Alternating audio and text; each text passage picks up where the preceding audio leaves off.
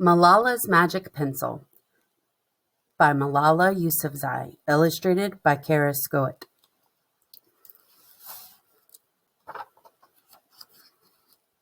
Malala's Magic Pencil.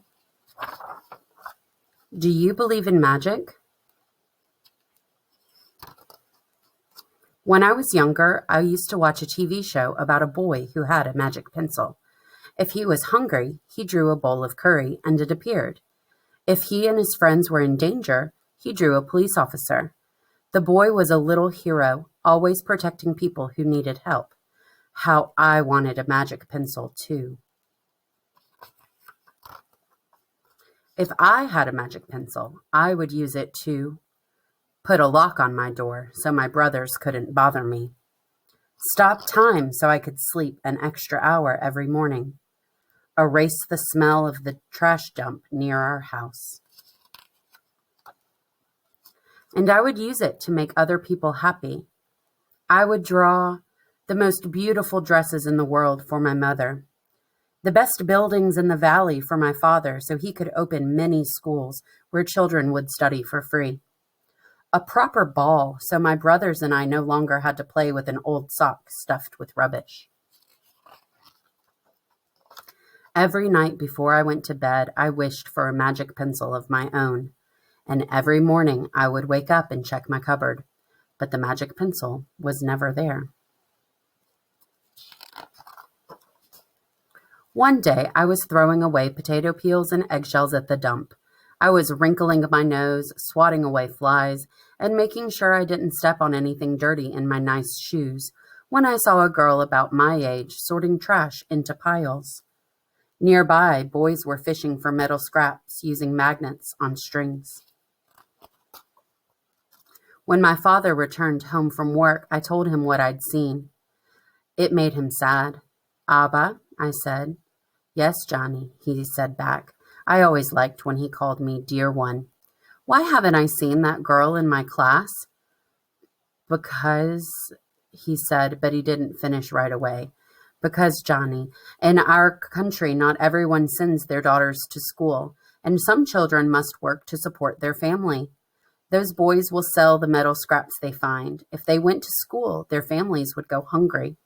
School was my favorite place, but I had never considered myself lucky to be able to go.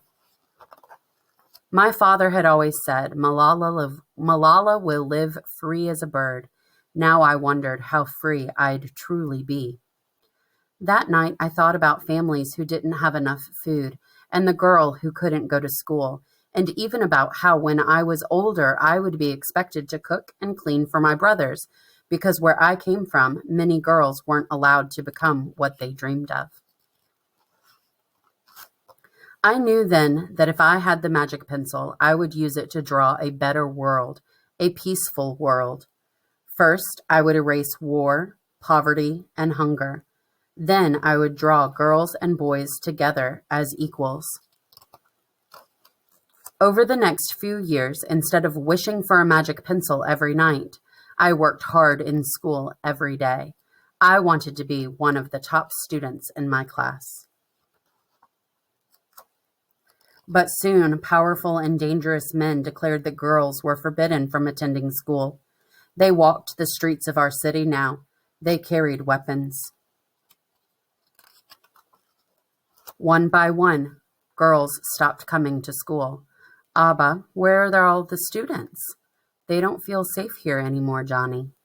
How could a few men stop all the girls in our valley from going to school? If more people knew what was happening to us, I thought, they might help. Wishing wasn't enough.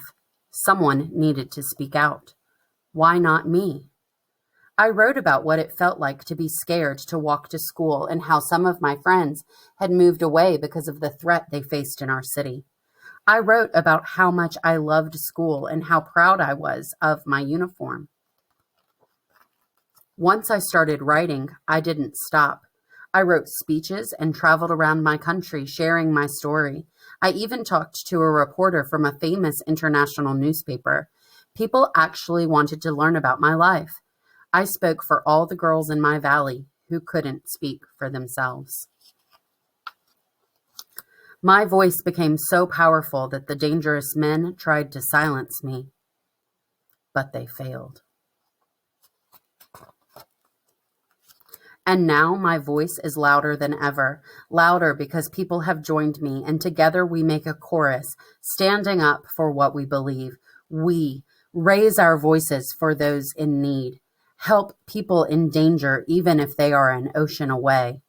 Think of the world as a family. Do you still believe in magic? I do. I wrote alone in my room, but people all over the world were reading my story. Millions now know it and help me spread my message of hope. I had at last found the magic I was looking for, in my words and in my work. I am Malala. I've always wished I could make the world a more peaceful place, and every day I work to make my wish come true. One child, one teacher, one book, and one pen can change the world.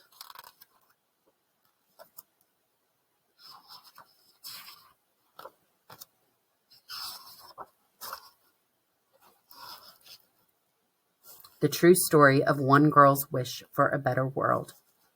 Malala's magic pencil.